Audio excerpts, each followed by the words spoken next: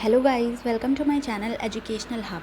Today we are going to cover chapter 1 of class 6th geography, that is the earth in the solar system. तो इस chapter की series में हम अपने 2 parts cover कर चुके हैं और आज हम अपना तीसरा पार्ट कवर करेंगे।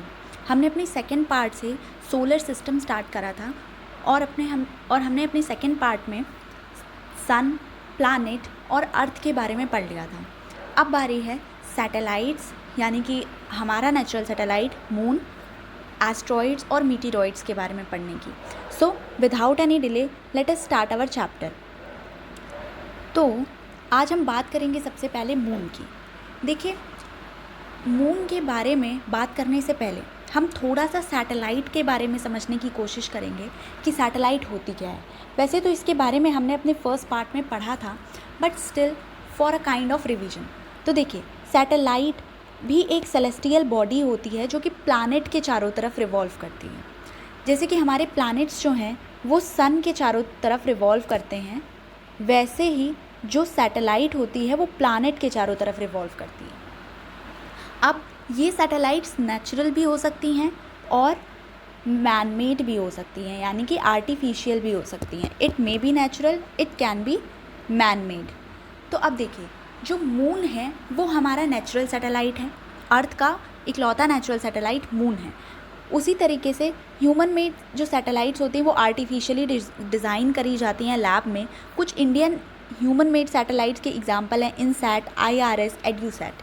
तो अब हम बात करते हैं अपने मून की। देखिए, मून जो है वो अर्थ का ओनली वन सैटेलाइट है, इकलौता नेचुरल सैटेलाइट है। इसका जो डायमीटर है वो अर्थ के डायमीटर का 1/4 है। मून का डायमीटर अर्थ के डायमीटर के 1/4 है और ये हमें काफ़ी ज़्यादा बड़ा दिखाई देता है आसमान में जब ये अपने फुल सर्कुलर फॉर्म में होता है। किस लिए? क्योंकि इसकी जो डिस्टेंस है वो हमारी अर्थ से काफ़ी क्लोज है। It is only 3,84,000 kilometres away from earth. अब क्योंकि सैटेलाइट भी प्लैनेट के चारों तरफ रिवॉल्व करती है, यानी कि हमारा मून भी अर्थ के चारों तरफ रिवॉल्व करता होगा, तो मून अपना एक रिवोल्यूशन कंप्लीट करता है 27 डेज़ में। और सारे के सारे प्लैनेट जिस तरीके से अपनी एक्सिस पर रोटेट करते हैं उसी तरीके से सारी की सारी सैटेलाइट भी अपने एक्सिस पर रोटेट करती हैं। तो मून जो है वो अपना एक रोटेशन कंप्लीट करता है 27 डेज़ में, यानी कि इसका रिवोल्यूशन और रोटेशन पीरियड सेम है। और इसी कारण से हमें हमेशा मून का एक ही साइड नज़र आता है और दूसरा साइड मून का हमेशा अंधेरे में होता है। अब देखिए, मून पर काफ़ी सारे मिशंस भेजे गए। जैसे कि जो सबसे पहली बार जिस इंसान ने मून पर अपना पहला कदम रखा था वो थी नील आर्मस्ट्रॉन्ग ऑन 20 जुलाई 1969। इसके बाद भी मून पर काफ़ी सारे मिशन भेजे गए। इंडिया ने जो मून पर अपना मिशन भेजा था उसका नाम था चंद्रयान। चंद्रयान नाम से इंडिया ने मून पर अपने काफ़ी सारे मिशंस भेजे हैं। अब अगर हम बात करें मून की लाइट की, तो देखिए, मून की लाइट अर्थ पर पहुंचने में अप्रॉक्स 1.3 सेकेंड्स लगते हैं। साथ में इसके ऊपर जो ग्रेविटी होती है वो अर्थ की ग्रेविटी का 1/6 होती है। इसकी ग्रेविटी अर्थ की ग्रेविटी का 1/6 होती है। अब अगर कभी आप देखें तो मून पर आपको डार्क स्पॉट्स नज़र आते हैं। ये क्या होता है?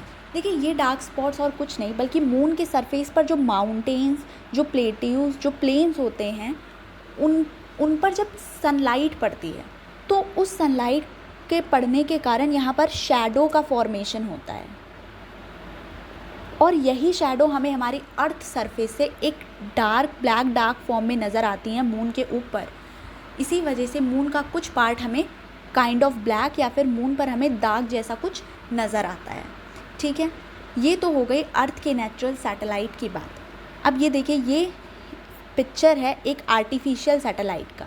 आर्टिफिशियल सैटेलाइट जो है वो रॉकेट से भेजी जाती है किसी भी प्लैनेट के ऑर्बिट पर और ये उस प्लैनेट के ऑर्बिट अपने एक ऑर्बिट पर रिवॉल्व करती है प्लैनेट के अराउंड। और पिक्चर्स वगैरह, इन्फॉर्मेशंस वगैरह, ये सारी चीज़ें सैटेलाइट भेजती है जिससे हमें प्लैनेट के बारे में और डिटेल्ड नॉलेज पता चलती है। तो ये तो हमने कर ली अपनी सैटेलाइट्स की बात। अब बारी आती है एस्टेरॉइड्स की। तो एस्टेरॉइड्स क्या होते हैं?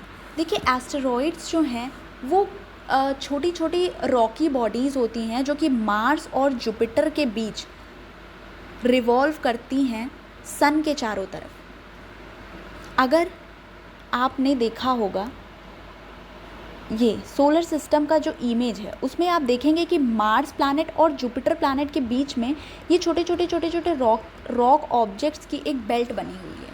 इसको हम कहते हैं एस्ट्रॉइड बेल्ट। इसी एस्ट्रॉइड बेल्ट में सारे के सारे एस्ट्रॉइड जो हैं वो सन के चारों तरफ रिवॉल्व करते हैं। साइंटिस्ट का ऐसा मानना है कि ये जो एस्टेरॉइड्स हैं ये पहले प्लैनेट का ही पार्ट हुआ करते थे और ये प्लैनेट बहुत ही वायलेंटली एक्सप्लोड हुए और एक्सप्लोड होने के कारण ये छोटे छोटे रॉक ऑब्जेक्ट्स में टूट गए और सन की ग्रेविटी से बंध जाने के कारण ये सन के चारों तरफ अभी भी रिवॉल्व कर रहे हैं। अब देखिए, जो सबसे लार्जेस्ट एस्टेरॉइड हमारे सोलर सिस्टम का है उसका नाम है Ceres. Ceres is the largest satellite of our solar system. अब फिर नेक्स्ट चीज़ आती है मीटेरॉइड्स। मीटेरॉइड्स क्या होते हैं? देखिए, मीटेरॉइड्स भी रॉक के छोटे छोटे टुकड़े होते हैं जो कि सन के चारों तरफ रिवॉल्व करते हैं। तो अब इसमें और एस्टेरॉइड में फ़र्क क्या है? देखिए, जो एस्ट्रॉइड होते हैं वो आपको मेनली एस्ट्रॉइड बेल्ट में देखने को मिलते हैं, पर मीटेरॉइड्स आपको कहीं भी देखने को मिल सकते हैं। ठीक है, मीटेरॉइड आपका कहीं भी देखने को मिल सकता है। ये भी छोटे छोटे रॉक के पीसेस होते हैं जो कि सन के चारों तरफ रिवॉल्व कर रहे होते हैं। अब आपने मीटेरॉइड जैसे 3 शब्द सुने होंगे जिसमें आपको कन्फ्यूजन भी काफ़ी ज़्यादा होता होगा। पहला है meteoroids with D in that, दूसरा है मीटियोर और तीसरा है meteoroids with T in that. अब देखिए, जो मीटेरॉइड होता है वो एस्टेरॉइड का ही डेब्रिस होता है, एस्ट्रॉइड का ही छोटा पार्टिकल कह लीजिए। और एस्ट्रॉइड क्योंकि एक रॉकी पार्टिकल होता है, उसी का एक छोटा सा रॉक मीटेरॉइड्स होते हैं जो कि सन के चारों तरफ रिवॉल्व कर रहे होते हैं। मीटियोर क्या होता है? जब ये मीटेरॉइड अर्थ के एटमॉस्फेयर में ये मीटेरॉइड जब एंटर करता है तो आपको पता है कि एटमॉस्फेयर में 5 लेयर्स होती हैं। इसके बारे में हम अपने आने वाले चैप्टर्स में पढ़ेंगे, पर अभी के लिए आप ये जानिए कि एटमॉस्फेयर में 5 लेयर्स होती हैं और जब ये मीटेरॉइड मीज़ोस्फेयर वाली लेयर में आता है तो ये जलना स्टार्ट कर देता है। It starts burning. किस लिए? एटमॉस्फेरिक फ्रिक्शन के कारण। अब तो जब ये जलना स्टार्ट कर देता है तो हमें एक स्ट्रीक ऑफ लाइट नज़र आता है। ऐसा मतलब जो आपने टूटता तारा सुना होगा या कभी देखा होगा, तो वो टूटता तारा और कुछ नहीं होता बल्कि ये मीटियोर ही होता है। तो जब ये मीटेरॉइड जो है वो अर्थ के एटमॉस्फेयर में एंटर करेगा तब हम इसे मीटियोर कहेंगे। और मोस्ट ऑफ द टाइम तो देखिए, जो मीटियोर्स हैं वो मीज़ोस्फेयर में कम्प्लीटली बर्न हो जाते हैं, लेकिन कभी कभी इसका कुछ हिस्सा अर्थ पर आकर टकरा जाता है। और जब ये अर्थ पर आकर टकराते हैं और लैंड सरफेस से जब इनका कांटेक्ट होता है तब इसका नाम पड़ जाता है मीटेरॉइड विद टी इन दैट, है ना। तो ये तो हो गया आपका मीटेरॉइड्स, मीटियोर और मीटेरॉइड्स में डिफरेंस। अब देखिए, अब हमारा जो लास्ट पार्ट है, लास्ट पैराग्राफ, उसमें हमें बताया गया है कि गैलेक्सीज़ क्या होती हैं। देखिए, गैलेक्सी जो है वो सिस्टम होता है स्टार्स का और डस्ट और गैसेस के क्लाउड्स का, जिनको हम नेबुला कहते हैं। ठीक, नेबुला आप अपनी हायर क्लासेस में पढ़ेंगे। बाकी ये समझ लीजिए कि जो गैलेक्सीज़ हैं उसमें क्लाउड्स होते हैं डस्ट और गैसेस के और बहुत सारे स्टार्स होते हैं। हमारा सोलर सिस्टम मिल्की वे गैलेक्सी के अंदर आता है। हमने ये अपने फर्स्ट पार्ट में पढ़ा था। उसके बाद हमने ये भी पढ़ा था कि वो कौन से क्लस्टर में आता है, देन सुपर क्लस्टर, और इतने सारे सुपर क्लस्टर्स मिलकर यूनिवर्स का फॉर्मेशन करते हैं। ठीक, तो ये तो हो गया हमारे यूनिवर्स की बात। और हम अपनी मिल्की वे गैलेक्सी को हिंदी में आकाश गंगा कहते हैं। ठीक, ये एक फर्दर इन्फॉर्मेशन यहाँ लिखी हुई थी। तो this was all about our chapter.